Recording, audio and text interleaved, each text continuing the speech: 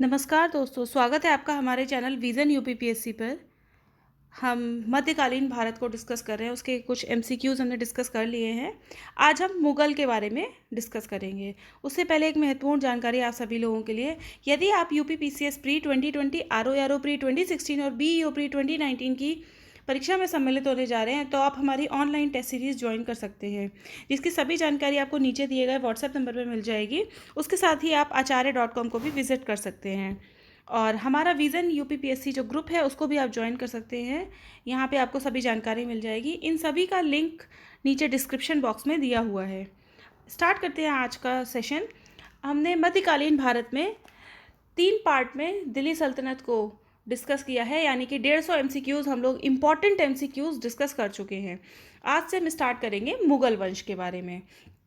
तो मुग़ल शासन जो है मध्यकालीन भारत में बहुत इम्पोर्टेंस रखता है और ये भी बाहर से आए थे और हिंदुस्तान में रम गए और हिंदुस्तान की कुछ चीज़ों को इन्होंने अपनाया और कुछ चीज़ें हमें दी और हमने उनकी चीज़ों को अपनाया। इसमें स्थापत्य है, लिविंग स्टाइल है, हमारी जो बिल्डिंग्स मॉन्यूमेंट्स दिखाई देते हैं उनको देखेंगे। जिस तरीके से दिल्ली सल्तनत जो है उसमें ज़्यादा प्रभाव नहीं दिखाई पड़ता है, जैसे कुछ ही इमारतें दिखाई पड़ती हैं, कहीं ना कहीं वो ज़्यादातर साम्राज्य विस्तार में ज़्यादा बिजी रहे। उसी तरीके से उसके विपरीत क्या है, मुग़ल काल जो है, मुग़ल में आप देखेंगे उसके जो इम्प्रिंट्स हैं भारत में वो आपको ज़्यादा दिखाई दे। तो आज का सेशन हम स्टार्ट करते हैं और हम मुग़ल काल के बारे में आज डिस्कस करेंगे। सबसे पहले क्या करना है, वही रोज़ वाला जो आपको डेली ही बताया जाता है। क्वेश्चन नंबर लिखिए, योर आंसर, जो भी क्वेश्चन यहाँ पे आता है उसका आप अपने आप आंसर टिक करिए, ठीक है। राइट आंसर क्या है और मार्क्स कितने हैं, यहाँ पे नीचे आप टोटल करके और कमेंट में बताइए आपके कितने आंसर्स ठीक हुए हैं। इस तरीके से आप पूरा अपना बना सकते हैं। ठीक, स्टार्ट करते हैं। आज का फर्स्ट क्वेश्चन है, मुग़लों के संदर्भ में निम्नलिखित कथनों पर विचार कीजिए। तो मुग़लों के बारे में हमें देखना है। मुग़ल 2 महान शासकों के वंशज थे। सही स्टेटमेंट है। मुग़ल जो थे वो अपनी माता और पिता दोनों की तरफ से अलग अलग वंशज थे और क्या था, दोनों ही महान थे। माता की तरफ से वो कौन से थे, चीन और मध्य एशिया के जो शासक था चंगेज खां। आपने देखा था दिल्ली सल्तनत के टाइम पे उसने काफ़ी बार आक्रमण किया है चंगेज खां ने, ठीक है। और इल्तुतमिश हैं और ये सब अलाउद्दीन खिलजी के टाइम पे आप देख रहे हैं, और जो हमने दिल्ली सल्तनत में डिस्कस भी किया है डिटेल में। उसके साथ ही पिता की ओर से ईरान इराक और वर्तमान तुर्की के जो शासक हैं तैमूर के वंशज थे। आप याद करिए एशिया माइनर किसे कहते हैं, एशिया माइनर जो वर्तमान का तुर्की है उसको कहते हैं। रिवीजन भी साथ साथ करते चलिए, ठीक है। तो ये स्टेटमेंट ठीक है। और सेकंड स्टेटमेंट क्या है, मुग़ल माता की ओर से चंगेज खां के वंशज थे और पिता की ओर से ईरान इराक और वर्तमान तुर्की के शासक तैमूर के वंशज थे। ये स्टेटमेंट भी ठीक है। देखते हैं नीचे क्या पूछा है। डेरिवेटिव वर्ड को हमेशा अंडरलाइन करना है। तो उपर्युक्त में से कौन सा है, कौन से कथन असत्य हैं, या तो दोनों कथन सत्य हैं। तो आंसर क्या हो जाएगा हमारा डी। डेरिवेटिव वर्ड क्या होता है, सत्य पूछा है, असत्य पूछा है, लाभ पूछे हैं, हानि पूछे हैं। निम्नलिखित कोई योजना आई है, निम्नलिखित योजना का क्या मोटिव था, क्या एम था, उद्देश्य क्या था, तो आपको केवल उद्देश्य लिखना है। उसमें क्या होगा, उसकी कार्यप्रणाली क्या होगी, उससे संबंधित स्टेटमेंट आपके वहाँ पे क्या हो जाएंगे, गलत हो जाएंगे। भले ही वो चीज़ सही हो, स्टिल आपकी गलत हो जाएगी। क्वेश्चन नंबर 2, निम्नलिखित में से कौन से कथन असत्य हैं। असत्य कथन पूछा है। सबसे पहले क्या करेंगे, असत्य को अंडरलाइन कर लेंगे। मुग़ल अपने को मंगोल कहलाना पसंद करते थे। गलत स्टेटमेंट है। क्यों, याद करिए। मंगोलों ने क्या किया था, जब चंगेज खां आया था तो बहुत ज़्यादा नरसंहार हुआ था। और जो शासक कौन था, आप कमेंट में बताइएगा कौन सा शासक था, ठीक है। ये जब आया था तो उसने नरसंहार किया, तो बहुत बेकार सी स्मृतियाँ थी। जैसे अभी कोरोना की स्मृतियाँ आगे जब हम देखेंगे तो बहुत बेकार सी स्मृतियाँ हमें दिखाई देंगी कि हम बाहर नहीं जा सकते थे, कितने सारे लोगों को कोरोना हो गया था, इंसान अपने ही इंसान से डर लग रहा था उसको। तो ये सब बेकार स्मृतियाँ चंगेज खां भी थी, इसीलिए मुग़ल नहीं चाहते थे कि उनका कोई बैड इम्प्रिंट पड़े, ठीक है। तो वो अपने आप को नहीं कहलवाना पसंद करते थे मंगोल। मुगलों ने अपनी वंशावली का प्रदर्शन चित्र बनवाकर किया। सही स्टेटमेंट है, बिल्कुल। और थर्ड स्टेटमेंट में प्रत्येक मुगल शासक ने तैमूरों के साथ अपना चित्र बनवाया, क्योंकि वो पिता की ओर से तैमूर के वंशज थे और वो क्या, उनका क्या सोचना था कि तैमूर हैं हम तो हम थोड़ा गर्व महसूस करते हैं, क्योंकि ये 30 महान पूर्वज थे, इन्होंने दिल्ली पे कब्जा भी किया था, इसलिए वो ऐसा सोचते थे। तो नीचे के दोनों स्टेटमेंट ठीक है। असत्य कथन पूछा है तो केवल कथन एक क्या है, असत्य है। आंसर हो जाएगा हमारा ए। क्वेश्चन नंबर 3, 1526 में दिल्ली के सुल्तान इब्राहिम लोदी एवं बाबर के बीच हुए पानीपत के युद्ध के बाद बाबर ने कौन कौन से क्षेत्रों पर अपना कब्जा जमाया था? आपको पता है इब्राहिम लोदी से हुआ था, दिल्ली सल्तनत का आखिरी शासक है ये इब्राहिम लोदी, और बाबर के बीच पानीपत का युद्ध हुआ था। और पृथ्वीराज चौहान और मोहम्मद गौरी के बीच कौन सा युद्ध हुआ था, कमेंट में बताइएगा। इसको रिवाइज करते रहिए, तुरंत याद करिए, बहुत सारी चीज़ों को आप रिवाइज करेंगे तभी याद रहेंगी, बार बार मल्टीपल रिवीजन चाहिए होता है। तो पानीपत के युद्ध के बाद उसने कुछ क्षेत्रों पे अपना कब्जा जमाया होगा, तो वो कौन से क्षेत्र थे? आपको सबसे पहले पता होना चाहिए कि इब्राहिम लोदी का कहाँ कहाँ पे विस्तार था या उसके क्षेत्र कौन से थे। तो ये क्षेत्र थे दिल्ली और आगरा। दिल्ली और आगरा पर बाबर ने अपना कब्जा जमाया था, और इसी युद्ध के बाद बाबर ने अपने आप को बादशाह भी घोषित कर लिया, और भारत में मुगल साम्राज्य की नींव भी रखी गई। आंसर हो जाएगा हमारा यहाँ पर बी। क्वेश्चन नंबर 4, निम्नलिखित में से कौन से युग्म सही सुमेलित हैं? सुमेलित सही वाले बताने हैं।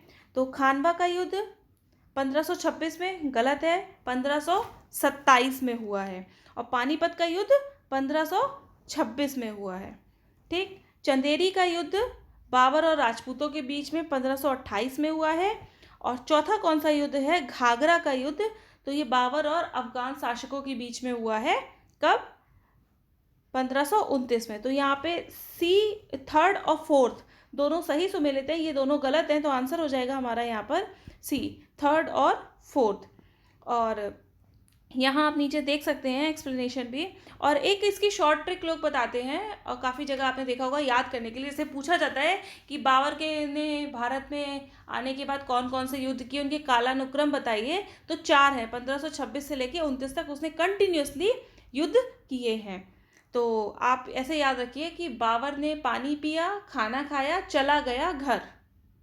तो चला गया में लास्ट वाला चंदेरी का घर से हो गया, सॉरी, लास्ट वाला घाघरा का घर, उसके बाद चंदेरी का चला गया, ऊपर पानी पिया पहला पानीपत का, और सेकंड वाला कौन सा है हमारा? खानवा का, खाना खाया खानवा का, वहाँ से याद कर सकते हैं। और फिर किसका किसके साथ हुआ? तो सबसे पहले इब्राहिम लोदी का, सबको याद है ये, तो इब्राहिम लोदी के बाद ये आया था। उसके बाद उसे कौन सी जगह खाली मिली थी? राजपूतों वाली, उसे राजस्थान पे कब्जा करना था। उसके बाद उसने इस तरीके से, आप अफगान शासक वाला सबसे लास्ट में है। क्वेश्चन नंबर 5, ये जब शॉर्ट ट्रिक्स होती हैं, वो बहुत बार ऐसा नहीं है आप हर चीज़ की शॉर्ट ट्रिक बनाएंगे तो फिर भूल जाएंगे, लेकिन कभी कभी बहुत चीज़ें इतनी बार पढ़ ली जाती हैं कि उनकी शॉर्ट ट्रिक याद करना ज़्यादा ईजी हो जाता है। नेक्स्ट क्वेश्चन नंबर 5, बाबर के संदर्भ में निम्नलिखित कथनों पर विचार कीजिए। बाबर सर्वप्रथम फरगना का शासक बना। सही स्टेटमेंट है। बहुत छोटा सा एक राज्य है फरगना, कहाँ पर है? ट्रांस ऑक्सियाना में। ठीक, वहाँ का वो शासक बना था, बहुत छोटी उम्र में, 12 वर्ष में। नेक्स्ट, बाबर ने 1504 में काबुल पर अधिकार कर लिया। ये स्टेटमेंट भी ठीक है।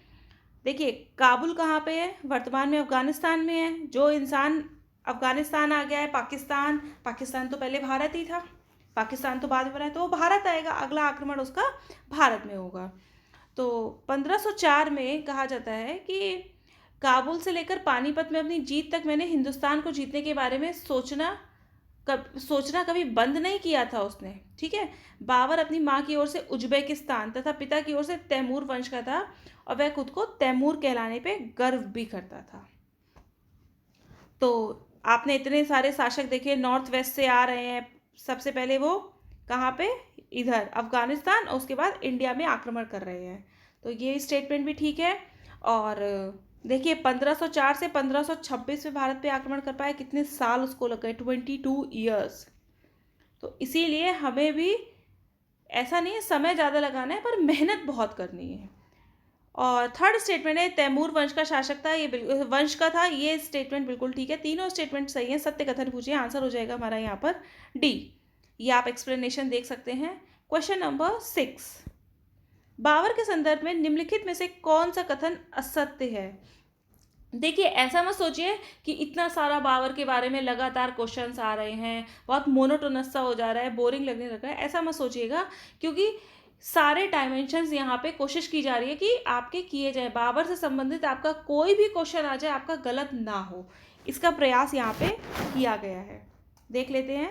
स्टेटमेंट पहला क्या है? इसे भारत प्रवेश हेतु राणा सांगा ने आमंत्रित किया था, सही स्टेटमेंट है। नेक्स्ट क्या है? राणा सांगा ने क्या किया था? इसको पत्र भेजा था और कहा कि इब्राहिम लोदी को आप अपदस्थ कर दीजिए, और इसीलिए ये भारत आया था। और राणा सांगा ने सोचा इब्राहिम लोदी को हटा के ये चला जाएगा, बहुत उस समय बलशाली था, लेकिन क्या हुआ, बाद में वो राणा सांगा से ही लड़ने लग गया। बाबर ने सिंधु नदी पार कर भारत में प्रवेश किया था, बिल्कुल सही स्टेटमेंट है। ये तो आप कॉमन सेंस से भी बता सकते हैं। भाई सिंधु नदी यहाँ पे पड़ रही है, इतने सारे शासक सिंधु नदी के कारण ही यहाँ पे सिंधु नदी पार करके ही प्रवेश किया है सबने। जियाउद्दीन बर्नी का याद कीजिए, वो मंगोल शासकों से कैसे बचा था, चंगेज खां से वो कैसे बचा था? सिंधु नदी में कूद गया था। सिंधु नदी हमारी सीमा बनाती थी कहीं ना कहीं, प्राकृतिक सीमा, तो इसीलिए वो आया था, सही है। इसने सर्वप्रथम भिरा और सियालकोट का किला जीता था, ये स्टेटमेंट भी ठीक है। क्यों? क्योंकि जब ये आया होगा तो सियालकोट कहाँ पड़ता है हमारा? अब जो वर्तमान पाकिस्तान है, पहले वो इंडिया था, उसमें पड़ता है, तो उन सबको जीतता हुआ आया होगा। और लास्ट स्टेटमेंट क्या है? इस समय पंजाब पर तुर्कों का शासन था, गलत स्टेटमेंट है। तुर्क तो बचे ही नहीं थे। तुर्क सरदार कौन से? और इलबारी तुर्क कौन थे? गुलाम वंश वाले थे, उसके बाद खिलजी वाले थे। तुर्क तो बचे नहीं थे। अब कौन थे? अफगान शासक थे। अफगान शासक कौन कौन से में है? लोदी वंश के जो शासक है वो अफगान शासक है। तो यहाँ पे ये स्टेटमेंट गलत हो जाती है। इस समय कौन था यहाँ पर? पंजाब में अफगान सरदार दौलत खां था। ठीक है, तो डी गलत है, आंसर हो जाएगा हमारा डी। क्योंकि क्या पूछा था? असत्य कथन पूछा था। एक्सप्लेनेशन आपके सामने है, आप देख सकते हैं। क्वेश्चन नंबर 7, बाबर के संदर्भ में निम्नलिखित कथनों पर विचार कीजिए। बाबर ने रूसी युक्ति रक्षा प्राचीर उस्मानियों से ग्रहण की थी। बाबर, ये स्टेटमेंट बिल्कुल ठीक है। और ये जो प्राचीर, ये जो है रक्षा प्राचीर, एक रेखा होती है, मतलब अपनी इस तरीके से एक खींच दी जाती है कि हम अपना चारों तरफ जो है यहाँ से हमारी रक्षा हो सकेगी, काइंड ऑफ फेंसिंग होती है ये। ठीक है, तो ये स्टेटमेंट ठीक है। और उसने ये उस्मानिया, रूस, रशियन लोगों से प्राप्त की थी, क्योंकि उस्मानियों ने ईरान के शाह इस्माइल के खिलाफ इसका प्रयोग भी किया था। बाबर जो है ना, बहुत सारी डिफेंस टेक्निक्स भी इंडिया में उसने इंट्रोड्यूस की हैं, वो लेकर आया था। तो ये वाला क्वेश्चन बहुत इम्पॉर्टेंट है, very very important question. Statement number 2, Panipat की लड़ाई में उस्मानियाई तोपची उस्ताद अली और मुस्तफ़ा बाबर के साथ थे, सही स्टेटमेंट है। आपको पता ही होगा, तोप का प्रयोग उसी के समय हुआ था सबसे पहली बार, तो ये स्टेटमेंट भी ठीक है। बाबर के अनुसार उसने भिरा का किला जीतने हेतु बारूद का प्रयोग किया था, ये स्टेटमेंट भी ठीक है। उसने सबसे पहले भिरा और सियालकोट के किले को जीता था और बारूद का प्रयोग उसने किया था। बारूद की जानकारी भारत को इससे पहले थी, लेकिन इसका आमतौर पर प्रयोग किसने स्टार्ट किया है? बाबर ने ही किया है। तीनों स्टेटमेंट यहाँ पे ठीक है। सत्य कथन पूछा है, आंसर हो जाएगा हमारा डी, 1, 2 एंड 3। देख लीजिए एक्सप्लेनेशन। क्वेश्चन नंबर 8, पानीपत की लड़ाई के संदर्भ में निम्नलिखित कथनों पर विचार कीजिए। इस युद्ध के बाद बाबर ने दिल्ली तथा आगरा पर नियंत्रण किया, बिल्कुल सही है, अभी हमने देखा भी था। बाबर ने भारत के लोगों को वला की मुखालफत कहा, ये स्टेटमेंट भी ठीक है। बाबर ने क्या किया? बाबर अपनी जीत के बाद अपने सैनिकों और धनुर्धरों को कहता था कि भारत के लोगों ने बला की मुखालफत दिखाई है। मुगल सेना के पहुंचने के बाद ही वो गांव छोड़कर चले जाते थे। बला क्या है? बहुत अच्छा। जैसे कहते हैं ना, बला की खूबसूरत है ऐश्वर्या राय, तो उसी तरीके से बला की मुखालफत दिखाई है। दोनों ही स्टेटमेंट यहाँ पे ठीक है। सत्य कथन पूछा है, आंसर हो जाएगा हमारा यहाँ पर सी। क्वेश्चन नंबर 9, खानवा की लड़ाई के संदर्भ में निम्नलिखित में से कौन सा कथन असत्य है? असत्य कथन बताने हैं। यह बाबर और राणा सांगा के बीच की लड़ाई थी, बिल्कुल सही है। किस सन में हुई है ये लड़ाई? 1529 में। राणा सांगा ने मुगल क्षेत्र बयाना पर अधिकार कर लिया था। ये स्टेटमेंट भी ठीक है। मेवात के हसन खान ने राणा सांगा का साथ दिया था, ये भी ठीक है। और इस युद्ध से लौटते समय बाबर की काबुल में मृत्यु हो गई थी। बाबर की काबुल में मृत्यु नहीं हुई थी, लाहौर में मृत्यु हुई थी। ठीक, तो यहाँ पे ये स्टेटमेंट गलत हो जाएगा। आंसर हो जाएगा हमारा D. D is the correct answer है, क्योंकि असत्य कथन पूछे थे। क्वेश्चन नंबर 10, बाबर के संदर्भ में निम्नलिखित में से कौन सा कथन असत्य है? असत्य कथन बताना है। भारत में एक नई युद्ध पद्धति प्रचलित की थी, सही है। कौन सी? रक्षा प्राचीर वाली, तोप वाली, ये सब, और बारूद का यूज किया था, सही है। युद्ध में बारूद और तोपखाने का प्रयोग किया, ये स्टेटमेंट भी ठीक है, अभी हमने जस्ट देखा है। खानवा के युद्ध के पश्चात बाबर ने गाजी की उपाधि धारण की थी, ये स्टेटमेंट भी ठीक है। और लास्ट क्या है? उसे चंगेज और अफगान के वंशज होने का गौरव प्राप्त था, गलत है। हमने फर्स्ट क्वेश्चन ही देखा था, अफगान का वंशज नहीं था, बल्कि अफगानियों को उसने खत्म किया था। वो किसका वंशज था? चंगेज और तैमूर का। और तैमूर का वंशज कहलाने में वो गर्व महसूस करता था। तो यहाँ पे ये स्टेटमेंट गलत हो जाएगी। तैमूर का वंशज था पिता की साइड से। असत्य कथन पूछा है, आंसर हो जाएगा हमारा यहाँ पर डी। क्वेश्चन नंबर 11, तुजुक ए बाबरी का लेखक कौन है? तुजुक ए बाबरी का लेखक स्वयं बाबर है। बाबर जो है, अरबी और फारसी का उसे बहुत गहरा ज्ञान था, और तुर्की उसकी मातृभाषा थी। अब आप कहेंगे वो तुर्की नहीं था, तुर्की भले नहीं था, उसे तुर्की नहीं कहेंगे, उसे मंगोल शासक के वंशज थे वो कहेंगे। उसने तुजुक ए बाबरी को फारसी में लिखा है और विश्व साहित्य की अमर कृति है। होप सो आप लोग अपना वो वाला फॉलो कर रहे होंगे जो आपको बताया था कि राइटर का नेम लिखिए, क्योंकि ये दिल्ली सल्तनत मुगल काल की बुक्स बहुत इंपॉर्टेंट हैं। उनकी भाषा किस लैंग्वेज में है, वो बुक किसके शासनकाल में या किस राजा का प्रश्रय पेट्रोनेज में थे, वो सब है। और थोड़ा सा अगर उसमें ऐसे करके लिख दीजिए विशेष, अगर उस बुक में कुछ स्पेशल चीज़ लिखी है तो वो आप लिख देंगे अल बरूनी, मिनाज उस सिराज, और उसके बाद तुजुक बाबरी। बहुत सारी बुक्स को हम देख चुके हैं, फिरदौसी की बुक्स को हमने शाहनामा को देखा था, वो सब आप इसमें लिखते रहिए। क्वेश्चन नंबर 12, हुमायूं के संदर्भ में निम्नलिखित कथनों पर विचार कीजिए। इनका फैमिली ट्री तो आपको याद होगा। बाबर के बाद उसका बेटा आया है हुमायूं। जब वो वापस जा रहा था राणा सांगा को हरा के, तो काबुल में लाहौर में उसकी डेथ हो गई थी। तो अब आया हुमायूं। हुमायूं के संदर्भ में कथन देख लेते हैं। फर्स्ट स्टेटमेंट, 1530 में आगरा की गद्दी पर बैठा, सही है, क्योंकि दिल्ली और आगरा उन्हीं के अंडर थे। और उस समय वो कितने साल का था? 30 ईयर्स का था।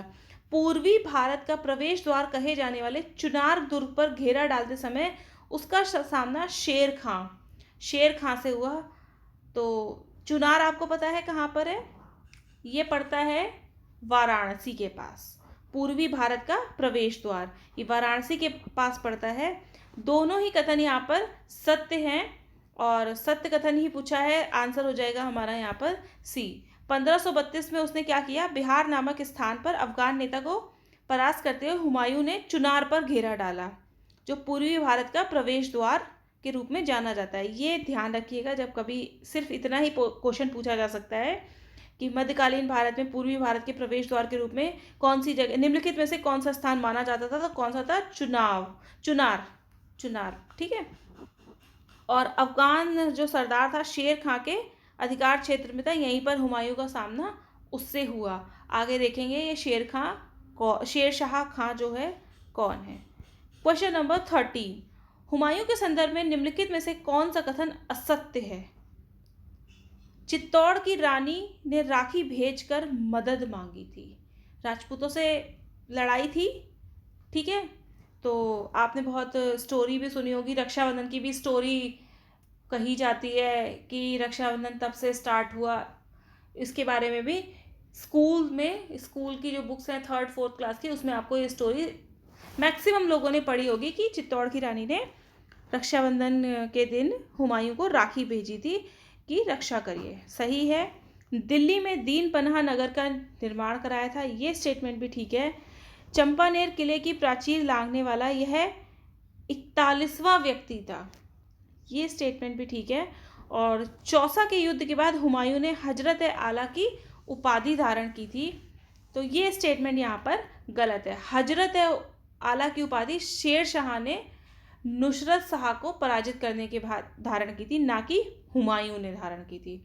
चौसा का युद्ध किसके बीच हुआ था? हुमायूं और शेर शाह सूरी के बीच। और उसमें कौन पराजित हो गया था? हुमायूं। आपको पता भी होगा कि हुमायूं काफ़ी समय निर्वासित के तरीके से रहा भी था, चला गया था। आंसर हमारा यहाँ पे असत्य कथन के कारण हो जाएगा टी। क्वेश्चन नंबर 40, हुमायूं के संदर्भ में निम्नलिखित में से कौन सा कथन असत्य है? फिर से हुमायूं के बारे में बहुत डीप नॉलेज और बहुत इंपॉर्टेंट जो बातें हैं वो सब आपको इन MCQ से पता चल जाएंगी। कन्नौज की हार के बाद इसे ईरान के शाह के दरबार में शरण मिली थी, सही स्टेटमेंट है। वो हार गया था शेर शाह सूरी से, तो ईरान के शाह के दरबार में उसने शरण ले ली थी। 1555 में दिल्ली पर फिर से अधिकार कर लिया, बिल्कुल सही स्टेटमेंट है। इसकी मृत्यु पुस्तकालय की सीढ़ी से गिरने से हुई, ये स्टेटमेंट भी ठीक है। कुतुबुद्दीन ऐबक की मृत्यु कैसे हुई थी? आप लोग कमेंट में बताइएगा, ठीक। और लास्ट स्टेटमेंट है, इसका मकबरा भारतीय स्थापत्य शैली की शुरुआत का सूचक है, ये स्टेटमेंट गलत है। 1555 में इसकी जब मृत्यु हुई है तो उसकी जो प्रिय पत्नी थी उसने उसका मकबरा बनवाया, और जो उत्तर भारत में स्थापत्य शैली में एक नए दौर की शुरुआत करता है। संगमरमर का बहुत ही भव्य गुंबद इसकी बड़ी विशेषता है। हुमायूं टॉम्ब, ये कहाँ पर है? दिल्ली में है। नेक्स्ट, ये एक्सप्लेनेशन आप देख सकते हैं। क्वेश्चन नंबर 15, शेर खां के संदर्भ में निम्नलिखित कथनों पर विचार कीजिए। 1537 में वह बंगाल और बिहार का स्वामी बना, कहाँ पे वो दिखाई दे रहा है? वर्तमान में तो चुनार जो है वाराणसी में पड़ता है, उस समय बिहार का एरिया रहा होगा, तो बिल्कुल सही स्टेटमेंट। आपको यहीं से आप दिमाग लगा सकते हैं कि बिहार बंगाल हमेशा से अली मर्दान खां था, फिर अंग्रेजों के टाइम पे भी ये बहुत ज़्यादा स्वतंत्र शासक के रूप में जाने गए, स्वतंत्र शासन के रूप में जाने गए थे, तो ये बिल्कुल सही स्टेटमेंट है। वहीं से शेर खां ने रोहताश किले पर कब्जा उत्तर पश्चिमी सीमा की सुरक्षा हेतु किया, ये स्टेटमेंट भी ठीक है। दोनों ही कथन यहाँ पे सत्य हैं, आंसर हो जाएगा हमारा सी। देख लीजिए, हुमायूं जब आगरा में मौजूद नहीं था तो शेर खां ने अपनी स्थिति बिहार बंगाल में मजबूत कर लिया और वहाँ का स्वामी बन गया। उसके बाद क्या हुआ? हुमायूं ने शेर खां के खिलाफ कूच किया और चुनार के किले पर कब्जा कर लिया, ठीक। उस समय धोखे से शेर खां ने रोहताश के किले पर कब्जा कर लिया, जिससे वह उत्तर पश्चिमी सीमा को सुदृढ़ कर सका। क्वेश्चन नंबर 16, शेर शाह की प्रशासनिक व्यवस्था के संदर्भ में निम्नलिखित कथनों पर विचार कीजिए। परगना शिकदार के अधिकार में था, सही स्टेटमेंट है। बहुत सारे हम देख के आ रहे हैं, मुगल काल में, चोल कालीन व्यवस्था, उसके बाद गुप्त काल में, मौर्य काल में किस तरीके से, जैसे आजकल होता है ना ग्राम पंचायत, नगर पंचायत, इस तरीके से लोकल बॉडीज़ जो होती हैं, या गांव, फिर कस्बे, उसके बाद शहर, फिर मेट्रो सिटीज़, फिर बड़े 10 लाखी नगर, उस तरीके से उस समय भी चलते थे, तो ये स्टेटमेंट सही है। यहाँ पे मुंसिफ भू राजस्व की वसूली करता था, बिल्कुल सही है। और थर्ड स्टेटमेंट क्या है? शेर शाह ने सोने चांदी और तांबे के सिक्के चलवाए, ये स्टेटमेंट भी ठीक है। सत्य कथन पूछा है तो आंसर क्या हो जाएगा हमारा? डी, तीनों ही कथन सत्य हैं। और एक्सप्लेनेशन आप इसका देख सकते हैं। क्वेश्चन नंबर 17, किस राज्य के शासक ने शेर शाह को शेर खां की उपाधि दी थी? तो इस किसने दी थी? बिहार के शासक ने शेर शाह को शेर खां की उपाधि दी थी। आंसर हो जाएगा हमारा बी। उसका बचपन का नाम फरीद था। कभी कभी इंटरव्यू में इस तरीके के क्वेश्चन पूछ देते हैं, जैसे बीरबल का असली नाम क्या था, ठीक है, ये महेश दास, इस तरीके से कुछ उनका नाम था। तो ऐसे ही कभी पूछ देते हैं, इसीलिए इस क्वेश्चन को रखा गया है। फरीद था और उसे बिहार के शासक ने शेर खां की उपाधि दी थी जब उसने शेर को मारा था। क्वेश्चन नंबर 18, शेर शाह के संदर्भ में निम्नलिखित में से कौन सा कथन गलत है। अब किसकी बात करें, शेर शाह की। उससे अपने पिता से जौनपुर की जागीर मिली थी, ठीक है। वह मोहम्मद बिन तुगलक के बाद उत्तर भारत में बड़ा साम्राज्य स्थापित करने वाला शासक बना था, बिल्कुल ठीक है। उसका जो साम्राज्य था कहाँ पे था, सिंधु नदी तक फैला हुआ था, बंगाल से सिंधु नदी तक, परंतु कश्मीर कभी शामिल नहीं हुआ था। आपको पहले भी ये बताया गया था, कश्मीर के जो क्लाइमेटिक कंडीशंस हैं, ज्योग्राफी है उसकी, उसकी जो टोपोग्राफी है वो बहुत ही दुर्लभ है। वहाँ जाना बहुत मुश्किल होता था, तो इतना इजी नहीं था कि शासक जो है जाके वहाँ पे खड़े हो जाए। आप आज भी देखते हैं, कारगिल है, लद्दाख है, वहाँ पे कभी चाइना आ जाता है, अभी इस टाइम चाइना आ रहा है, आगे की तरफ बढ़ता जा रहा है, ठीक है, और लड़ाइयाँ होती रहती हैं। इतना ज़्यादा वहाँ पे क्लाइमेटिक कंडीशंस, बर्फ़ इतनी है इस तरीके से कि फेंसिंग कर नहीं पाते, वहाँ पे रुक पाना बड़ा मुश्किल होता है। इतनी टेक्निक्स होने के बाद भी आज भी हमें वो दुर्गम सा लगता है। तो सोचिए उस समय तो इतनी टेक्निक नहीं थी, एरोप्लेन नहीं थे कि ऊपर से देखा जा सके, इतनी सारी रिमोट सेंसिंग सैटेलाइट्स नहीं थी। तो कश्मीर पे बहुत ज़्यादा इंटरेस्ट कभी भी किसी का नहीं रहता। उसने कश्मीर तक साम्राज्य विस्तार किया था, ये स्टेटमेंट गलत है। अभी हमने बताया कि कश्मीर तक नहीं किया था, सिंधु से बंगाल। और उसके द्वारा बनवाई गई सड़कों व सरायों को साम्राज्य की धमनियाँ कहा गया, बिल्कुल ठीक है। ये स्टेटमेंट आपको पता भी, शेर शाह सूरी ने ही जीटी रोड वगैरह बनवाई थी। तो यहाँ पे आंसर हो जाएगा हमारा सी, असत्य कथन। क्वेश्चन नंबर 19, शेर शाह की भू राजस्व प्रणाली के संदर्भ में निम्नलिखित कथनों पर विचार कीजिए। भू राजस्व प्रणाली, आज भी रेवेन्यू जो है बहुत बड़ा पार्ट है। कहीं ना कहीं गवर्नमेंट ने लॉकडाउन को खोल दिया है, इकोनॉमिक एक्टिविटीज़ जो है स्टार्ट कर दी हैं, उसका रीज़न कहीं ना कहीं रेवेन्यू है। सरकार को लाखों करोड़ों रुपए पर डे मिलता है, टोल टैक्सेस, जीएसटी और दुनिया भर के टैक्सेस, फीस, बहुत सारी चीज़ें होती है उनसे। अब सब कुछ बंद कर रखा है, लेकिन खर्चा तो, जो बाकी की एक्टिविटीज़ हैं वो तो एज इट इज़ चल रही हैं, लोग लाइट भी यूज़ कर रहे हैं, सरकार कहाँ से इतना पैसा लाएगी। तो कोरोना का तो पता नहीं कब जाएगा, कब वैक्सीन मिलेगी, इतनी इन्फेक्शियस डिजीज़ है, कब किसको हो जा रहा है। तो कहीं ना कहीं रेवेन्यू के पॉइंट ऑफ व्यू से, इकोनॉमी के पॉइंट ऑफ व्यू से ही ये ओपन करना पड़ा, ये मजबूरी भी है, ठीक है। तो भू राजस्व प्रणाली के बारे में बताना है। भू राजस्व प्रणाली जब बहुत सशक्त होती है तो राजा का क्या है, कोष, कोष उसका भरता है। जब कोष भरा होगा तो वो और दूसरे राज्यों पे आक्रमण कर पाएगा, साम्राज्य विस्तार कर पाएगा, उसके जो अधिकारी वगैरह हैं, जो अमात्य हैं, जो भी उनके मिनिस्टर्स हैं, उन सबको सैलरी दे पाएगा, तो उसके लिए इम्पॉर्टेंट होता है। फर्स्ट स्टेटमेंट इसमें हम देख लेते हैं क्या है।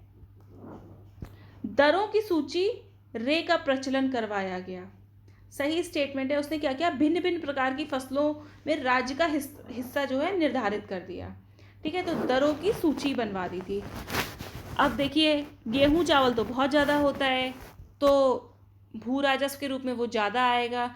आलू हैं और भी चीज़ें हैं वो थोड़ा कम होती हैं, तो उसकी उसने सूची बना दी थी।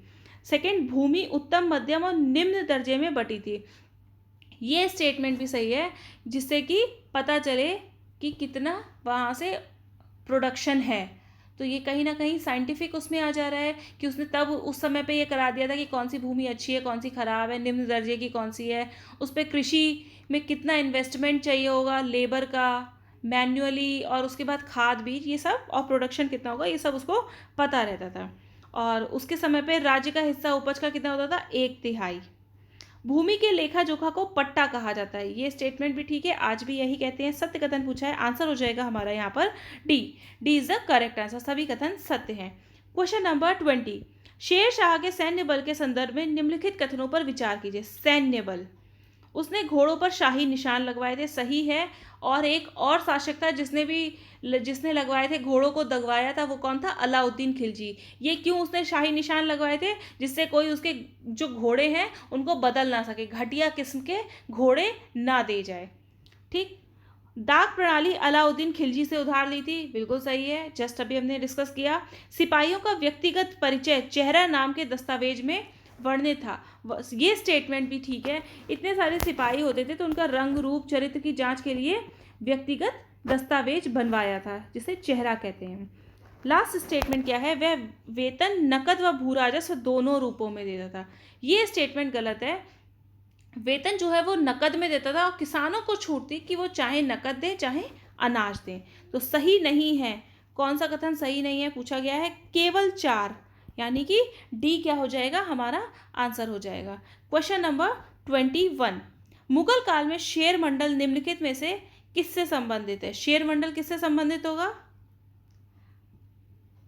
मुगल काल में शेर मंडल था हुमायूं का पुस्तकालय, ना कि शेर शाह का मकबरा। ठीक है, मुगल काल में हुमायूं एक ऐसा शासक था जिसने पुस्तकालय का निर्माण करवाया था और उसे शेर मंडल कहा जाता था। आंसर हो जाएगा हमारा ए। क्वेश्चन नंबर 22, शेर शाह के संदर्भ में निम्नलिखित कथनों पर विचार कीजिए। मलिक मोहम्मद जायसी ने शेर शाह के काल में पद्मावत की रचना की, बिल्कुल सही है। ये जायसी का पद्मावत बहुत इंपॉर्टेंट है और आज भी ये अपनी रेलिवेंस को बनाए हुए है। इसने हिंदुओं पर जजिया कर लगाया था, ये स्टेटमेंट भी ठीक है। उसने क्या किया, कोई नई नीति नहीं लागू की थी, वो जो सल्तनत में जजिया कर लगता हुआ चला आ रहा था उसी को उसने हिंदुओं से वसूला था। याद करिएगा कौन से शासक ने, दिल्ली सल्तनत के कौन से शासक ने ब्राह्मणों पर भी जजिया कर लगाया था, कमेंट में इसको दीजिएगा। और इन चीज़ों को आपको बार बार रिवाइज करना है, इसलिए आप याद भी कर लीजिएगा। शेर शाह ने ग्रांड ट्रंक रोड का निर्माण करवाया था, बिल्कुल सही है, जीटी रोड जिसे कहते हैं शॉर्ट में, अभी हमने डिस्कस भी किया था। सत्य कथन पूछे हैं, डी आंसर यहाँ पे सही हो जाएगा, सभी कथन सत्य हैं। और उसने ये जो ग्रांड ट्रंक रोड है कहाँ से कहाँ तक सबसे पहले बनाया था, सिंधु नदी से लेकर बंगाल में सोना गांव तक पहुँचने वाली पुरानी शाही सड़क को फिर से चालू करवाया था, उसी का नाम दिया था। क्वेश्चन नंबर 23, सूची 1 और सूची 2 को सुमेलित कीजिए। सूची 1 में मुगल शासक हैं, सूची 2 में उनसे संबंधित मकबरे हैं। Very important question. हुमायूं का मकबरा कहाँ है? हुमायूं टॉम्ब दिल्ली में। शेर शाह का मकबरा कहाँ है? वो कहाँ का शासक था याद करिए, बिहार की तरफ, तो उसका कहाँ है? सासाराम में। जहांगीर का मकबरा है लाहौर में। और अकबर का मकबरा कहाँ है? आगरा के पास सिकंदरा में। जो लोग आगरा के होंगे वो जानते भी होंगे, सिकंदरा अभी भी वहाँ पे एक जगह है। तो यहाँ पे आंसर क्या हो जाएगा हमारा? सी, 1, 3, 2 एंड 4। ठीक है, तो ये जरूर याद कर लीजिएगा आप लोग। क्वेश्चन नंबर 24, अकबर के सैन्य अभियान के क्रम में निम्नलिखित कथनों पर विचार कीजिए। अकबर के सैन्य अभियान, 1568 में शिशौदियों की राजधानी चित्तौड़ पर कब्जा किया, सही स्टेटमेंट है। उत्तर पश्चिमी क्षेत्र के अभियान के क्रम में सफाविदों को हराकर कांधार पर कब्जा किया और कश्मीर को भी अपने साम्राज्य में मिला लिया, ये स्टेटमेंट भी ठीक है।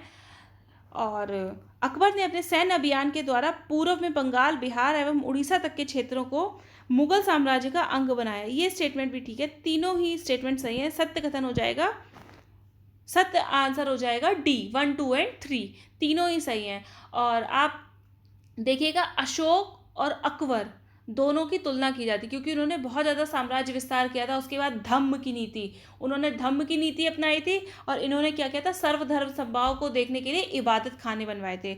इसीलिए अकबर और अशोक की कई बार तुलना की जाती है, समानता असमानता उनके बारे में डिस्कस की जाती है। क्वेश्चन नंबर 25, दिए गए कथनों को सावधानी पूर्वक पढ़ें।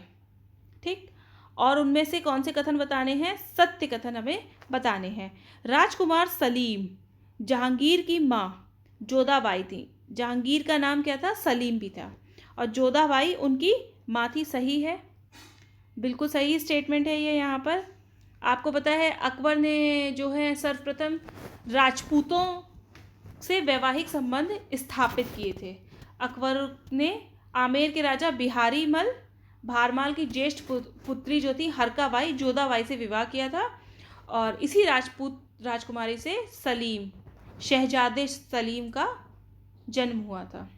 ठीक है, आप जोधाबाई, एक सीरियल भी बहुत पहले किसी चैनल पे आता था जोधा अकबर करके, तो वैसे याद कर सकते हैं। जोधा अकबर एक मूवी भी है, तो ज़्यादा उसमें सोचने की ज़रूरत नहीं है, उतना आपको याद आ जाएगा कि अकबर की एक पत्नी थी जोधा। और आप देखेंगे मुग़ल जो थे वो राजपूत जो लड़कियां थी या राजपूत जो डॉटर्स थी उनमें बहुत ज़्यादा इंटरेस्टेड रहते थे बिकॉज ऑफ देयर ब्यूटी। ठीक। नेक्स्ट, अकबर के शासन के अंतिम वर्षों में राजकुमार सलीम के विद्रोह के कारण उसकी सत्ता लड़खड़ाई। ये स्टेटमेंट यहाँ पर सही है। सलीम ने विद्रोह किए थे इसलिए उनकी सत्ता जो है लड़खड़ा गई थी।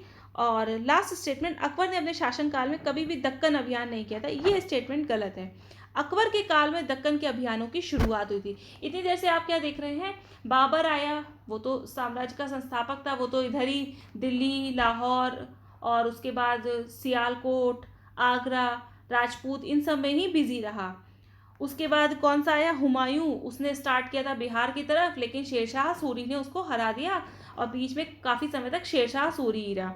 अकबर जो आया उसे एक बहुत ही सुगठित और बहुत ही स्टेब्लिश साम्राज्य मिला, तो उसने क्या कोशिश की, दक्कन की तरफ अभियान करने की उसने कोशिश की। उसने बरार, खानदेश एवं अहमदनगर के कुछ हिस्सों को अपने राज्य में मिला भी लिया था। तीसरा कथन सत्य नहीं है। ठीक है, सत्य कथन पूछिए, आंसर हो जाएगा हमारा सी, 1 और 2। ठीक है। Next question number 26, Khurram. Khurram किसका बेटा था? खुर्रम कौन था? खुर्रम जहांगीर का बेटा था। जहांगीर का एक दूसरा नाम क्या था? सलीम। और खुर्रम जो है शाहजहां कहलाया था। शाहजहां, शाहजहां के बारे में तो सभी लोग जानते होंगे, मुमताज, शाहजहां, ताजमहल। तो खुर्रम किसका बेटा था? जहांगीर का बेटा था। खुर्रम आगे चल के उसका क्या हुआ नाम? शाहजहां। ठीक है। जहांगीर के शासन के अंतिम वर्षों में उसने विद्रोह किया था। जहांगीर ने अपने पिता के समय विद्रोह किया था और इसने, शाहजहां ने जहांगीर के समय पे विद्रोह किया था। जहांगीर की जो पत्नी थी नूरजहां ने शाहजहां को हाशिए पर ढकेलने का प्रयास किया, जो कि असफल रहा। तो इनकी पत्नियों के नाम भी याद करते जाइएगा। और नूरजहां जो थी, कहा जाता है बहुत ही सुंदर थी। ठीक है, और इनका एक किला भी है। शाहजहां को अंतिम दिनों में किस जगह कैद कर लिया गया था? आप ये देखिए, जो पुत्र हैं अकबर, जहांगीर, शाहजहां, औरंगजेब, उन्होंने लास्ट टाइम पे अपने पिता को प्रताड़ित किया है किसी न किसी तरीके से। ठीक है, वैसे कह सकते हैं भारत में भाग्य, नियति और जो कर्म का सिद्धांत है, भारत में जो कर्म का सिद्धांत सबसे ज़्यादा प्रोमिनेंट है, उसके अकॉर्डिंग कह सकते हैं जैसा कर्म करोगे वैसा फल मिलेगा। जहांगीर ने अकबर को परेशान किया, शाहजहां ने जहांगीर को परेशान किया और औरंगजेब ने शाहजहां को परेशान किया। तो देख लेते हैं, शाहजहां को अंतिम दिनों में किस जगह पर कैद किया गया था? तो इसका आंसर है आगरा में कैद किया गया था। आगरा में एक जगह है, आप जब जाएंगे कभी ताजमहल घूमने का आपको मौका मिले तो आप देखिएगा कि एक ऐसी जगह पर उसको कैद किया गया था जहाँ से वो ताजमहल को देखता रहता था। ठीक है, उसे उस खिड़की से ताजमहल दिखाई पड़ता था। और कहा जाता है अगर औरंगजेब ने उसको कैद ना किया होता तो वो काले पत्थर का एक ताजमहल और बनवा देता। तो ये आप देख लीजिए एक्सप्लेनेशन। शाहजहां जब बीमार हुआ तो उसने दारा शिकोह को शासक नियुक्त कर दिया और कहा कि मेरी अनुपस्थिति में यही शासन का संचालन करेगा, और बाद में उसे प्रत्यक्ष रूप से उत्तराधिकारी भी घोषित कर दिया था। ज्येष्ठ था इसलिए, यद्यपि यह घोषणा विधिवत रूप से नहीं हुई थी, इस कारण शाहजहां के पुत्रों के बीच उत्तराधिकार को लेकर झगड़ा शुरू हुआ और इसमें औरंगजेब विजयी हुआ। उसने दारा शिकोह समेत अपने तीनों भाइयों को मौत के घाट उतार दिया और औरंगजेब ने अंतिम समय में शाहजहां को आगरा के किले में कैद कर दिया था। तो देख लीजिए क्वेश्चन नंबर 28, औरंगजेब के किस पुत्र ने औरंगजेब के विरुद्ध विद्रोह किया जिसमें उसे मराठा और दक्कन की सल्तनत का सहयोग मिला था? वही कर्म का सिद्धांत यहाँ पे बहुत अच्छे से दिखाई दे रहा है। जो सोशियोलॉजी के स्टूडेंट हैं या कभी आपको इथिक्स में कुछ इस तरीके से पेपर 4 में लिखने को आ जाए कर्म का सिद्धांत, वैसे इथिक्स में बहुत मुश्किल है आएगा, लेकिन सोशियोलॉजी के जो स्टूडेंट है वहाँ पे आपको ज़रूर कर्म का सिद्धांत पढ़ना होता है और वहाँ पे अगर आपको आए तो आप एग्जाम्पल डाल सकते हैं। ये टीचर एकदम खुश हो जाएंगे कि भाई आपने अपना जो आर्ग्यूमेंट दिया है कर्म के सिद्धांत का और जो भारत का जो कहता है कर्म प्रारब्ध जो सिद्धांत कहता है वो बिल्कुल यहाँ पे दिखाई देता है। तो देख लेते हैं इसका आंसर क्या हो जाएगा। इसका आंसर हो जाएगा बी, औरंगजेब का जो पुत्र था अकबर। ठीक है, वो वाला अकबर नहीं, वो तो इसके परदादा पर ज़्यादा रहे होंगे, ठीक है। तो ये नाम दोबारा लग गया, तो अकबर यहाँ सही हो जाएगा। अकबर ने अपने पिता के विरुद्ध विद्रोह किया था और दक्कन के जो मराठा और दक्कन के जो राज्य थे उसमें इनकी काफ़ी इन्हें सहायता मिली थी। औरंगजेब से दक्षिण के लोग काफ़ी परेशान थे ही, और औरंगजेब की राजपूतों के विरुद्ध स्थिति काफ़ी कमज़ोर भी पड़ गई थी। क्वेश्चन नंबर 29, दक्षिण के किन दो राज्यों को औरंगजेब ने अपने साम्राज्य में मिला लिया था? कौन कौन से थे? बीजापुर और गोलकुंडा। सी इसका सही आंसर हो जाएगा। इसको औरंगजेब ने अपने राज्य में मिला लिया था। क्वेश्चन नंबर 30, औरंगजेब की सेना के विरुद्ध किसने छापामार पद्धति शुरू की थी? छापामार पद्धति होती है जो गोरिल्ला वॉर होता है एक तरीके का, उसको बोलते हैं, ठीक है। गोरिल्ला वॉर में छुप के आक्रमण किया जाता है, उनके पास बहुत यूनिक टेक्निक्स नहीं होती हैं और ये डिफेंस में ज़्यादा पढ़ने को मिलता है। तो गोरिल्ला, आप जब इंटरनल सिक्योरिटी पढ़ेंगे तो उसमें आपको दिखाई देगा। जो माओइस्ट हैं, माओवादी या नक्सलवादी हैं, वो इस पद्धति का थोड़ा बहुत प्रयोग आज भी करते हैं।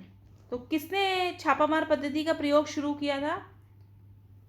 मराठा शासक शिवाजी ने। स्टेटमेंट ये डी ऑप्शन यहाँ पे सही हो जाएगा।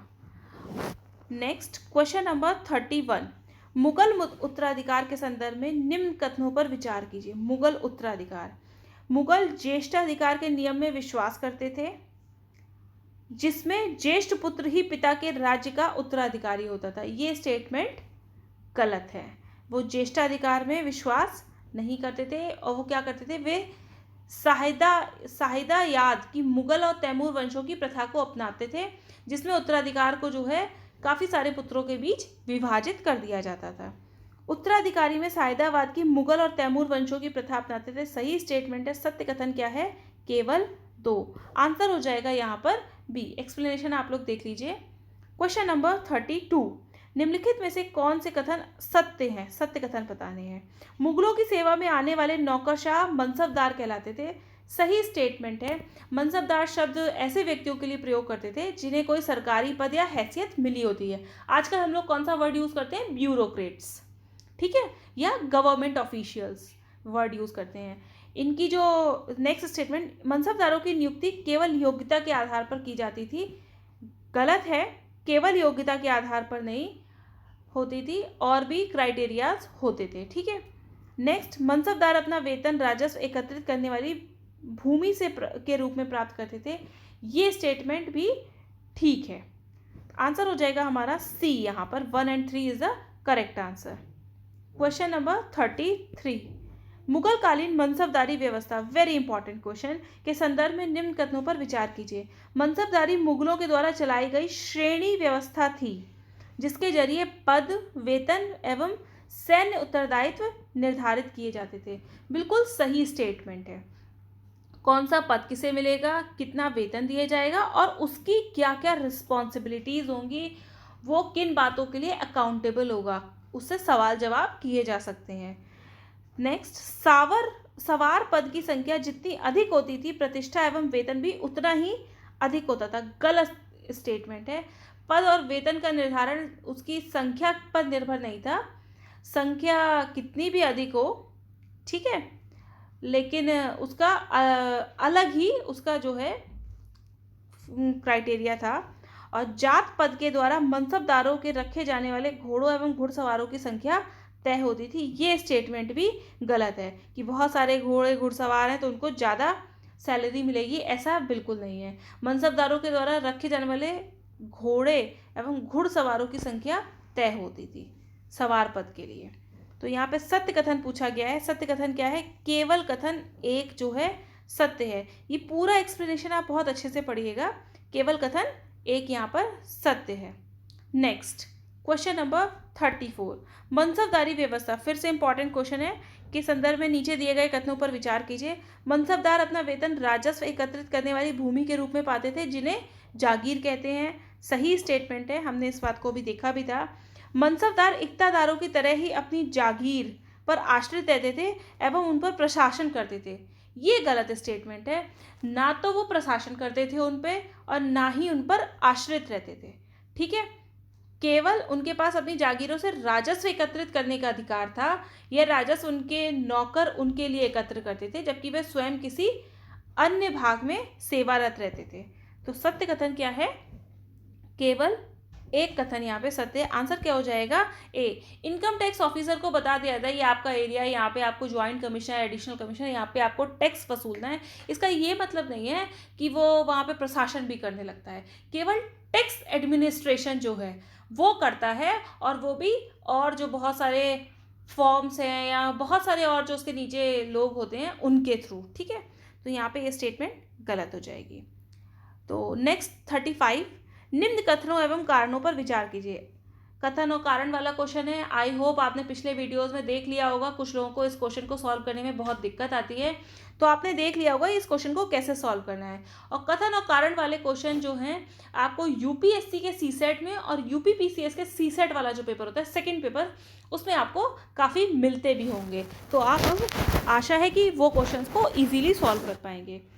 देख लेते हैं कथन। अकबर ने अपने शासनकाल में जागीरों का बड़ी सावधानी पूर्वक आकलन किया। ठीक है, क्यों किया? अब हम यहाँ पे अपने आप क्वेश्चन लगा देते हैं क्यों। ये स्टेटमेंट हमें पता है सही है। ताकि इन जागीरों का राजस्व मनसबदारों के वेतन के तकरीबन बराबर हो। ये स्टेटमेंट भी ठीक है, दोनों सही है। ताकि वर्ड से ही पता चल गया कि अकबर ने क्यों ऐसा किया था। तो यहाँ पे क्या हो जाएगा? कथन और कारण दोनों सही है तथा कारण कथन की सही व्याख्या भी कर रहा है। आंसर हो जाएगा हमारा ए। ठीक है, नेक्स्ट क्वेश्चन नंबर 36। कथन एवं कारण के संदर्भ में निम्न पर विचार कीजिए। औरंगजेब के शासनकाल में जागीरों से प्राप्त होने वाला राजस्व मनसबदार के वेतन से बहुत कम होता था। सही स्टेटमेंट है। और कारण क्या है? औरंगजेब के शासनकाल में विभिन्न क्षेत्रों में उत्पादन में कमी आई तथा मिलने वाले राजस्व में भी गिरावट हुई। ये स्टेटमेंट गलत है। ठीक है, पहली बात तो ये स्टेटमेंट गलत है। और अगर ये यहाँ पर कारण दिया होता था मनसबदार का वेतन क्यों कम होता था, पूरी एक्सप्लेनेशन दिया होता, तो हम क्या हो जाता? आंसर ए हो जाता। अगर दोनों स्टेटमेंट सही होते पर एक्सप्लेनेशन नहीं होता, आंसर हो जाता हमारा यहाँ पर बी। तो यहाँ पर आंसर हो जाएगा हमारा सी। ठीक है, नेक्स्ट क्वेश्चन नंबर 37। मुगल काल में जमींदार शब्द का प्रयोग किस लिए किया जाता था? जमींदार का काम क्या होता था? राजस्व की वसूली करना, और उसके बाद जहाँ भी उसको ऊपर देना होता था उनको देता था वो। तो आंसर क्या है यहाँ पे? देख लेते हैं फर्स्ट स्टेटमेंट। किसी ग्राम के मुखिया के लिए जो राजस्व एकत्रित करता था। सही है, ग्राम का मुखिया पूरे गांव का राजस्व एकत्रित करेगा। किसी क्षेत्र के स्थानीय सरदारों के लिए जो राजस्व इकट्ठा करता था। स्थानीय सरदार जैसे कोई गांव से बड़ी कोई एरिया, जैसे कस्बा है, स्थानीय सरदार है, या छोटा सा कबीला है, छोटे से कबीला है, उसके सरदार जो राजस्व एकत्रित कर रहा है, उसके लिए क्या वर्ड प्रयोग होता था उस समय पे? जमींदार। आंसर हो जाएगा सी, यानी कि दोनों के लिए। Question number 38। अकबर के शासनकाल के इतिहास के संबंध में विवरण निम्न में से किस पुस्तक में मिलता है? तो ये पुस्तक है अकबरनामा। अकबरनामा किसने लिखी है? अबुल फजल ने। आंसर हो जाएगा हमारा बी। अबुल फजल ने क्या किया है, जो अकबर का शासनकाल है उसके बारे में पूरा बताया है। 3 पार्ट्स में इसको लिखा है। फर्स्ट पार्ट में अकबर के जो पूर्वज हैं उनको बताया है। सेकंड का पार्ट जो है उसमें बताया है कि अकबर का शासनकाल किस तरीके से था, घटनाएं कौन कौन सी थी वो बताई हैं। और थर्ड पार्ट जो है जिसे आईने अकबरी कहते हैं, उसमें प्रशासन, उसका राजघराना, उसका जो राजस्व है, रेवेन्यू, साम्राज्य कहाँ तक था, इसके बारे में बताया है। तो अकबर के शासनकाल की जानकारी हमें ये अबुल फजल की जो बुक है अकबरनामा, उससे पूरी प्राप्त होती है। Question number 39। मुगल काल से संबंधित विभिन्न विभागों एवं पदाधिकारियों के संबंध में सूची 1 और सूची 2 के साथ सुमेलित कीजिए। तो सूची 1 और सूची 2 को बताना है। प्रांतों का शासक क्या कहलाता था? और प्रांतों के वित्तीय अधिकारी, धार्मिक और धर्मार्थ के लिए, और सेना नायक किसे कहते थे? तो यहाँ पे देख लेते हैं, प्रांतों का शासक कौन था? सूबेदार था। और उसके बाद प्रांतों के जो हैं वित्तीय अधिकारी कौन होते थे? वित्तीय अधिकारी होते थे दीवान। धार्मिक कार्यों के लिए सदर, और सेना नायक को फौजदार कहते थे। ठीक है, आंसर हो जाएगा हमारा यहाँ पे 3412, यानी कि बी। उसके बाद आप इसमें एक्सप्लेनेशन में देख सकते हैं, वीडियो पॉज करके देखिएगा। जो प्रशासन के प्रमुख अभिलक्षणों को अकबर ने निर्धारित किया था और विस्तृत वर्णन हमें कहाँ मिलेगा? अकबरनामा में। उसने सूबा, ठीक, और उसको सूबेदार कहते थे। राजनीतिक और सैनिक दोनों प्रकार के कार्यों का निर्वाह करते थे। प्रत्येक प्रांत का वित्तीय अधिकारी फिनेंस मिनिस्टर होता था, जो दीवान कहलाता था। कानून और व्यवस्था बनाए रखने के लिए सूबेदार को अन्य अफसरों का सहयोग भी प्राप्त था। सदर जो था धार्मिक और धर्मार्थ कार्यों के लिए किया जाने वाला कार्यों वाला था, ठीक है। फौजदार सेना नायक, कोतवाल नगर का पुलिस अधिकारी और बख्शी सैनिक वेतन अधिकारी होता था। तो आप समझ गए होंगे, ये जो एमसीक्यूज हैं उनके माध्यम से आप ये भी समझ रहे होंगे, क्योंकि ये इंपॉर्टेंट है। अगर जैसे कुछ क्वेश्चंस कुछ का नहीं दे रखा है कि कौन से को क्या कहा जाता है, तो आप जब इसको पढ़ेंगे, बुक से पढ़ेंगे, तो आप उन चीज़ों पे ध्यान जाएगा। कई बार क्या होता है, हम पढ़ते समय हमें लगता है ये भी इंपॉर्टेंट, ये भी इंपॉर्टेंट, पर मोस्ट ऑफ द टाइम्स जो क्वेश्चन आ रहे हैं वो किस तरीके से आ रहे हैं उसका आपको पैटर्न यहाँ पे पता चल जाएगा। क्वेश्चन नंबर 40, अकबर ने इबादत खाने का निर्माण किस शहर में करवाया था? तो ये कराया था उसने फतेहपुर सीकरी में। इबादत खाने के बारे में आपको पता होगा, इबादत खाने का में ही वो जो धार्मिक संबंधी जो बातें थी वो किया करता था। क्वेश्चन नंबर 41, निम्न कथनों पर विचार कीजिए। अकबर ने इबादत खाने में विभिन्न धार्मिक गुरुओं के साथ धर्म के मसलों पर चर्चा शुरू की। सही स्टेटमेंट है, अभी हमने देखा था। इबादत खाने में चर्चाओं के दौरान अकबर की समझ बनी कि जो विद्वान धार्मिक रीति और मतांधता यानी कि बिल्कुल अंधविश्वास या फिर किसी भी मत को नहीं मानने वाले, अपने मत के लिए जो एकदम कट्टर रहते पर बल देते थे, वे अक्सर कट्टर होते थे। सही स्टेटमेंट है, बहुत ज़्यादा कि यही चीज़ सही है, किसी दूसरे को देखना ही नहीं, तो वही उनको कट्टर कहते हैं। सत्य कथन पूछे हैं, दोनों ही यहाँ पे कथन क्या है? सत्य है। तो अकबर ने इस तरीके से किया था। और 1570 में फतेहपुर सीकरी में था, तो उसने रोमन कैथोलिक के पादरियों और जो दूसरे धर्म के अनुयायी उन सबसे चर्चा जो है शुरू की थी, और इबादत खाने में ये चर्चाएं हुआ करती थी, ठीक। फिर उसको वहीं से पता चला कि कौन कट्टर हैं। उनकी शिक्षाएं प्रजा के बीच विभाजन और असमंजस पैदा करती हैं। अभी भी ऐसा होता है, बहुत सारी जगह आप देखते भी हैं। यही अनुभव अकबर को सुलह ए कुल मतलब शांति से, सुलह करके, दोस्ती करके और सर्वत्र शांति के विचार की ओर ले गया। इसी तरीके से कौन था? सम्राट अशोक। उसने भी जब कलिंग पे विजय हासिल किए तो इतना नरसंहार देखा, तो वो भी शांति प्रिय राजा बाद में बन गया था। वो लड़ाई के बाद बना और ये क्या है? विचारों के बाद बन गए, ठीक है, विचार विमर्श से। क्वेश्चन नंबर 42, अकबर के सुलह ए कुल के विचार पर आधारित शासन दृष्टि बनाने में अकबर की मदद किसने की थी? ठीक, अकबर ने ये बात सोच तो ली सुलह ए कुल के बारे में, पर शासन में कैसे इम्प्लीमेंट किया जाए? जैसे अभी सरकार ने इतना बड़ा 20 लाख करोड़ का जो पैकेज घोषित किया है, उसने सोच तो लिया मुझे 20 लाख करोड़ देने हैं, पर कैसे कैसे देने हैं? मोदी जी हर जगह तो गए नहीं हैं, उन्होंने ब्यूरोक्रेट्स की मदद से इसको डिस्ट्रीब्यूट किया है। तो उसी तरीके से अकबर की मदद किसने की थी इस काम में? अबुल फजल ने, ठीक है। और उसके बाद क्या हुआ? जहांगीर और शाहजहां भी इसी चीज़ पर आगे चले हैं।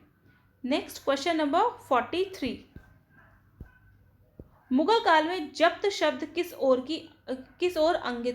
इंगित करता है? जब्त मतलब तो आपको समझ में आ रहा हो, कोई चीज़ हड़प लेना, जब्त कर लेना, ठीक। लेकिन यहाँ पे ये गलत है। राजस्व प्राप्त करने की एक व्यवस्था को जब्त कहते हैं। इस समय क्या होता है? जब्त कब करी जाती है? क्या काला धन है तो आपकी प्रॉपर्टी को जब्त कर लिया जाएगा सरकार द्वारा। पर उस समय जो क्या थी, राजस्व मंत्री टोडरमल ने 10 साल की एक कालावधि के लिए कृषि की पैदावार, कीमत और कृषि भूमि का सावधानीपूर्वक सर्वेक्षण किया।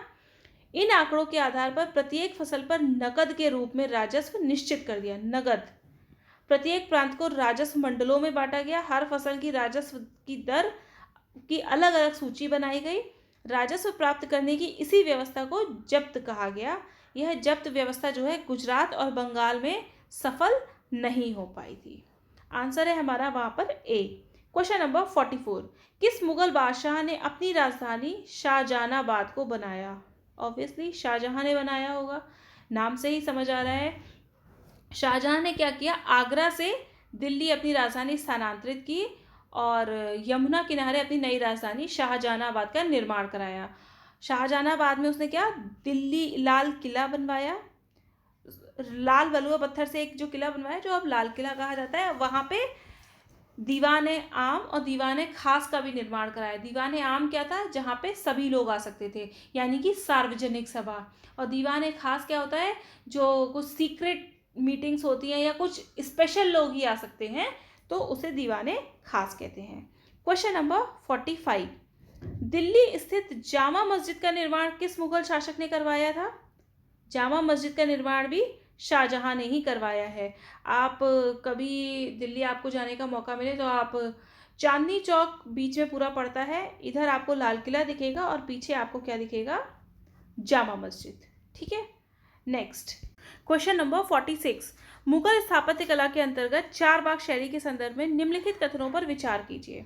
तो आर्ट एंड कल्चर का ये पार्ट है, जब आप पढ़ेंगे तो आर्ट एंड कल्चर में आपको ये सब पढ़ना होगा, स्थापत्य, दिल्ली सल्तनत की भी और मुगल काल की भी।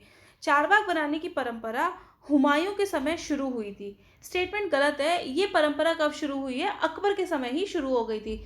अकबर के शासनकाल के जो आरंभिक निर्मित भवन है उसमें सबसे पहले है हुमायूं का मकबरा, सबसे महत्वपूर्ण है। इसी मकबरे में सबसे पहले चारबाग पद्धति का प्रयोग भी हुआ था। और बाग जो है चार समान हिस्सों में बटे होने के कारण चार बाग कहलाते थे। ठीक, तो अकबर के टाइम पे हुआ है और सबसे पहला किस जगह पे हुआ है, ये हुआ है हमारा कहाँ पर, हुमायूं टॉम्ब में। नेक्स्ट, चार समान हिस्सों में बटे होने के कारण बाग को चार बाग कहा जाता था, सही स्टेटमेंट है। कश्मीर में अवस्थित शालीमार बाग सीढ़ीदार चार बाग का एक सुंदर उदाहरण है, ये स्टेटमेंट भी ठीक है। असत्य कथन पूछा है, फर्स्ट स्टेटमेंट क्या है, असत्य है, तो आंसर हो जाएगा हमारा यहाँ पर सी। क्वेश्चन नंबर 47, शाहजहां के शासनकाल में चिहिल सुतुन तथा अथवा 40 खंभों का सभा भवन किसे कहा जाता था? चिहिल सुतुन को भी आप याद रखिएगा, 40 खंभों को कहते थे। जरूरी नहीं है एग्जाम में ये 40 खंभे लिखकर आए। तो 40 खंभों का भवन किसे कहा जाता था? दीवाने आम और दीवाने खास को। यहाँ पर दीवाने आम दीवाने खास बहुत बड़े बड़े बनाए गए थे। तो आप देखते हैं जब बहुत बड़ा भवन होता है या बहुत ऊपर तक काफ़ी बड़ा बनाया जाता है, ऊंचाई उसकी जब ज़्यादा होती है, ज़्यादा फ्लोर्स होते हैं, तो उसमें खंभे बना दिए जाते हैं, पिलर्स, जिससे उसकी मजबूती जो है बढ़ जाती है। ठीक, तो दीवाने आम दीवाने खास के बारे में हम पहले ही डिस्कस कर चुके हैं। वो क्या होते थे? कुछ व्यक्तिगत और सार्वजनिक सभा हेतु समारोह कक्ष हुआ करते थे, उसके बारे में हमने पीछे डिस्कस भी किया है। आंसर हो जाएगा हमारा यहाँ पर बी। क्वेश्चन नंबर 48, निम्न कथनों पर विचार कीजिए। शाहजहां ने ताजमहल के नक्शे में नदी तट बाग की योजना अपनाई थी। ठीक, सही स्टेटमेंट है, नदी तट बाग की योजना उसने अपनाई थी। और नेक्स्ट है, नदी तट बाग के अंतर्गत निर्माण कार्य नदी तटों के पास बाग के बिल्कुल किनारे होता था, ये स्टेटमेंट ठीक है। सत्य कथन पूछा है, आंसर हो जाएगा सी, 1 और 2 दोनों। आप देखेंगे भी कि जब आगरा में कभी आप ताजमहल देखने का मौका मिले तो देखिएगा कि वहाँ पे पास से ही यमुना दिखाई देगी, बाग और नदी तट ये सब आपको दिखाई देगा। आप कहीं भी अब जाएं घूमने, कहीं कोई नई चीज़ देखें तो उसको ज्योग्राफी से, उसको हिस्ट्री से, इस सब चीज़ से जोड़ के जरूर देखें, क्योंकि जब आप इतना पढ़ रहे हैं तो आप इन सब चीज़ों को जोड़ के देखेंगे, आपको विजुअलाइजेशन आपका अच्छा होगा, चीज़ें लंबे समय तक याद रहेंगी और खुद को भी अच्छा लगता है। जैसे केरला घूमने जाइए तो वहाँ की मिट्टी देखिए, ठीक है, वहाँ कितना लीचिंग होती है, आप पढ़ते हैं काजू वहाँ की मिट्टी में बहुत ज़्यादा होते हैं, तो क्या क्या कंडीशंस हैं, यहाँ की मिट्टी कैसी है, तो इन सब चीज़ों को देखिएगा ज़रूर। क्वेश्चन नंबर 49, मुगलों के द्वारा वास्तुकला के क्षेत्र में छत निर्माण के लिए बांग्ला गुंबद तकनीक का प्रयोग किया गया है, यह किस क्षेत्र की स्थानीय शैली थी? बांग्ला गुंबद वर्ड से ही क्लियर है, बंगाल से, ठीक है, बांग्ला गुंबद वहाँ की स्थानीय शैली थी। ठीक, आंसर हो जाएगा यहाँ पर सी। क्वेश्चन नंबर 50, लास्ट क्वेश्चन है आज का, मुगल वास्तुकला से संबंधित पित्रादुरा क्या है? वेरी इंपॉर्टेंट क्वेश्चन है हमारा। पित्रादुरा क्या है?